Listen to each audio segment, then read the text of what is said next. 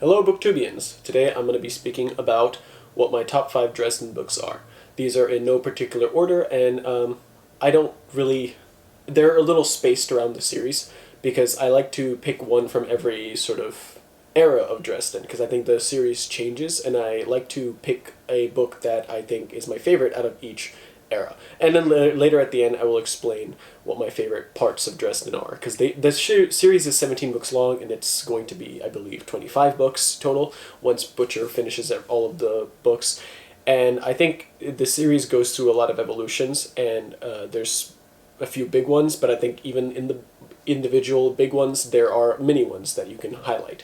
But yeah, without further ado, here is the number 1 on my list. Death Masks.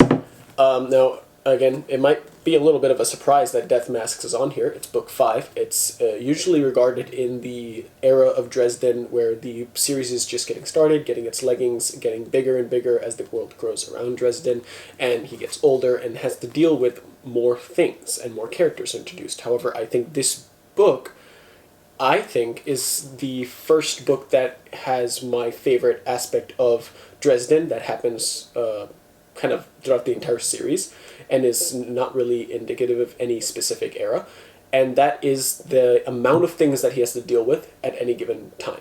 The plot is very cruel to Dresden. I think Butcher really likes to beat his characters up, which is a good thing. I think you should do that, because writers are sadists after all. Everyone knows that. He has to deal with a lot of things in this book, and I think it's one of the first books that really highlights how much he's dealing with at any given time. And I think some of the characters even point that out, like, you're doing too much, And I don't know why. It's a trope that I really like, and it's a trope that I think Dresden really starts to deliver in this book specifically because of the number of moving pieces. And I think this book is the start of that. It's the first one where I'm like, oh my god. Also, I don't know, I'm not the best judge on prose. I don't even consider myself someone that looks for very good prose, though I do recognize it, but it's not a deal breaker for me. I don't know what it is. I think the beginning of this, I felt when I was reading it that he just kind of got better since book 4 and before. So it kind of just marks the real uptick for me in the series, and that's why I put it on this list. And plus, it's just a really good Dresden book. Next on the list is Turncoat. This is the final book of the era of Dresden, where it is your sort of fantasy, grim noir, in 90s, early 2000s Chicago. Not saying that the other ones aren't necessarily that, but I think the other ones are more. I think the series changes. That's the next book. It's called Changes, and it's that for a reason. You'll notice that if you look at any Dresden books, the first first 11 rather, Turncoat is book 11, they all have titles that are a word and another word. They always have the same letters, number of letters rather. They all have a hidden kind of dual meaning behind it. For example, a book about werewolves is going to be called Full Moon. Because full moon, but not full, it's F-O-O-L. It's just little clever things that the author does, and I appreciate it. I'm a fan of puns. Book 11 is the last book for the longest streak that runs with, in the sense that Changes is just Changes, it breaks that streak, and then it goes back to the streak, because Changes marks a very monumental turning point in the series, and this book is, I think, the last of that era before Changes, and also the best of that era before Changes. And the reason is because I don't think every Dresden book pushes him to his limits, but I think this book is one of the only ones that I actually had an inkling of, what if he just fails? What if the next book is called Changes because something awful happens that he can't come back from, or something. It's one of the few times where I genuinely I was literally on the edge of my seat. I was listening to the book, and I was right before I was supposed to be somewhere, and I actually wished I had more time because I just wanted to keep reading, and I was literally on the edge of my seat. And I say that because I wasn't paying attention to how close I was, literally sliding off the edge. It's a stupid scene for you to imagine, I know, but I like it because I was on the edge of my seat. And I remember what I was listening to. It was the climax of this. It is it is everything you expect from something. And I always compare this to Marvel because, not that it's like the gold standard, but most people have seen Marvel, so they know what I'm talking about when I say this. So it's more of a comparison tool that I use. But it is like gives you that like Avengers, Infinity Wars, final epic battle sequence kind of, I guess, climactic. What's the word I'm looking for? It's just a mountain of things that happen, and it's a bunch of characters throughout the series coming together. It is a bunch of plots interweaving. It is a bunch of agendas. It's not just Team A versus Team B. It's not good guys versus bad. There is so much going on in the climax of this, and that's just a climax. I think the whole build-up, the concept, the premise is just phenomenal, and it has a character arc, some character revelations. I really think it's a gold standard for what Dresden is/was, in this era. So that's why I think I rate it so high as on my top 5 list. Next up on my top 5, I think it's not really a surprise. I mentioned this already when I was talking about this. Just that's how huge it is. It's Changes. I don't actually... So, out of the top 5, it's in no particular order, but I do want to point out that a lot of people do say this is their favorite book. Sometimes they say it's their second or third. It's like the best. It is obviously in my top 5, so I do think it is one of the best Dresden books. 17, top 5 means a lot here. However, I don't think it is the best. I do not place this at my number 1, and I'll go into why later, but I think this book is not... I think this book is exactly what it is marketed it to be. It is a book that changes the status quo. It's not the best written book. It is a well-written book, I should say, but it's not the best one. And I think I want to make that very clear because it gets such a big hype recognition in the community that I think people think that it is going to be like the best thing that they've read from Butcher. And I don't necessarily think that's the case. I just think how much it relies on the build-up and the plot and the relevancy of the main premise, which I'll get into the main premise, not in detail. It'll be spoiler-free, but rather the response at least from what I've seen of other people. It is monumental. It is a status quo changer, and I think that's what puts this on the list, is that I think it just does something so different that I did not expect it, and it has everything that I said that is great about Turncoat. Elevates the stakes, elevates the premise, or rather the plot with the premise, and makes it such a deeply personal journey that I think Butcher really knocked it out of the park here. And again, I'm a bit of a sucker for little puns and little the way that people name things. I love that he had a trend here for I keep saying 9. I keep thinking this is book 9. 11 books. And then book 12 comes around and it changes. I don't know. I love puns, so I'm the target audience for that change right there. So that's my justification for why that's on this list. And I think it's on most people's list. I just don't think it's my favorite. I would even actually say that Turncoat is better than Changes in terms of quality. But I think it's hard to beat the hype around this that I think is actually earned when it comes to the climax. Next up is Skin Game. Now, this one is number 1. So while the other ones are relatively unordered, and maybe with like the slight thing of Turncoat being above Changes, this one is hands down number 1.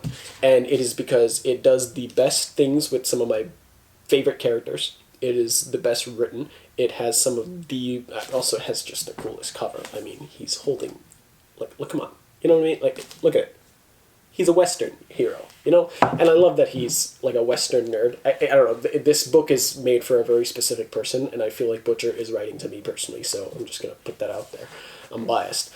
But cover aside, to be fair, I didn't even know this was the cover for this book until after I finished it, so I like to think that that's not what made me think this is my favorite, because I was listening to it on audiobook.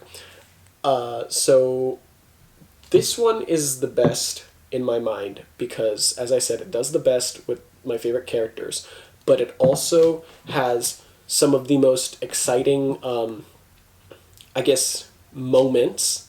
It is the best written. It is also a bit of a heist, and I think that elevates the stakes because, heists are known for their elevated stakes, their tension, their infighting, this series does not need more tension or infighting. This series doesn't need that. But the fact that he pulls off a heist, and the nature of the heist, the mythical and religious, I guess, because a lot of these stories are taking real life myths and religions and adding them to modern day Chicago, which is it's like Harry Potter, but it technically was published before Harry Potter. So I like to point that out when I tell people that his name is Harry and he's a wizard. So. Yeah, no, this book, it does all the things that I said that are great about this, all of that. The quality, the build-up, the setup, the stakes, the plot, the characters, all of that is represented here. And on top of that, it is a very well-written book. I think this is Butcher's best work when it comes to Dresden. I haven't read his other series, like Codex Celera, but I do want to. And because I think this one right here, he's not only just dealing with a lot, like in Death Mask, which is the start of that, and all the other books, but he's dealing with the most I think he ever has, because things come back from the past, things he has to look forward to in the future, decisions that he made in each of these books start to really come to light in this book. Not that they didn't before, but rather they do even more so in this book. And on top of that, one of my favorite characters has some of the best moments here, and it is like a genuine, like, again, very vague, out of context. When I keep using Marvel analogies, I don't even know. I haven't even watched any of the latest Marvel stuff. I just think I'm an Infinity Saga enjoyer, and so most of my things come from that. So, when the Infinity War trailer came out, and Captain America kind of like emerges from the shadows, and everyone's like, "Whoa!" It's like that. Like there's a scene that's like that, and it's the best way I can put it. There's scenes that I think I want to just like open the book and just like straight up read those scenes. That's how good they are. So definitely number one, and obviously on my top 5 for that reason. Finally, and I think it's, again, no surprise, much like Changes, Battleground is yet another pivotal status quo changer. It is gut-wrenching. It is chaotic, as the title would suggest. And I like that there's really no subtlety here. Like, it is just Battleground. Like all the other ones, skin game, because, I got no skin in the game. It's a high-stakes heist. Turncoat, it's about a potential mole on the inside, So, Turncoat, he betrays his faction, whatever. That's all the names are. This is so blunt in your face. This is just Battleground. And I think it's even funnier because the book before this, they were supposed to be one book, they got split later on, kind of got like the 10-11 Wheel of Time, book 10-11 Wheel of Time treatment almost there. It's called Peace Talks. That's what the book before this is. So it's just funny that it's Peace Talks and then Battleground. So I would say it's a spoiler, but I feel like the series names aren't spoilers. You can have access. Everyone knows that. So the reason I put this so high on my top 5 is some of the same reasons that I put Changes so high. The hype is well deserved. This is, again, a huge status quo changer. If you're a plot person, this is the book. This is the book. Arguably, it is more of a status quo changer than Changes.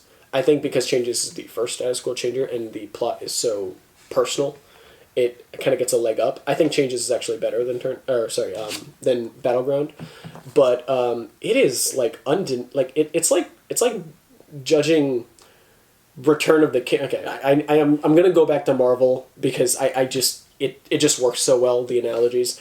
How do you judge Endgame? It's almost you can't, because it's such a theme park of a movie. And that's how I like to kind of judge this. It's a theme park of a book. It's just so much going on. It's not necessarily even the culmination of every plot. It's not necessarily... It is like a 2/3... It marks the 2/3 point of the series, so it's not like it's ending anything. If anything, it's starting so many new chapters that I want to read when Butcher publishes more. Can't wait for that. And when I say all these other books are edge of the seat, this is also edge of your seat. And I think the one criticism that I always bring to this, and again, keeping it spoiler-free, is that the premise of Changes, I enjoy. It makes sense to Dresden's character as to why he's doing what he's doing. Not that there's character breakages here, but rather the main premise is almost I don't care that the main premise is that. It'd be like, I don't know how to explain it without going into too much detail. I'll just say that I wasn't satisfied with the main premise. So it's almost like if the main premise was better for this, I would be more invested. But I like the events that and the actions taken for the main premise, if that makes sense. Like the main baddie, I guess, for lack of a better term, the main villain is just not my cup of tea, and I think it's a little rushed. I think a lot of, and I'll go into this more later. I might make a video on all the eras of Dresden, but I think what Butcher starts to do after changes is every book is almost like a mini status quo changer, with obviously changes, and this one being the biggest of them. But I think because of how monumental the changes, because of how monumental stuff shifts, and how climactic everything is, it's hard to not put this on my top 5 because undoubtedly I'm thinking about this book the most. It's the last one I read, and I am so excited for the next one. So that is my top 5 for Dresden. I hope you all enjoyed my little ramble about that, and please let me know what your top 5 is and why I'm right.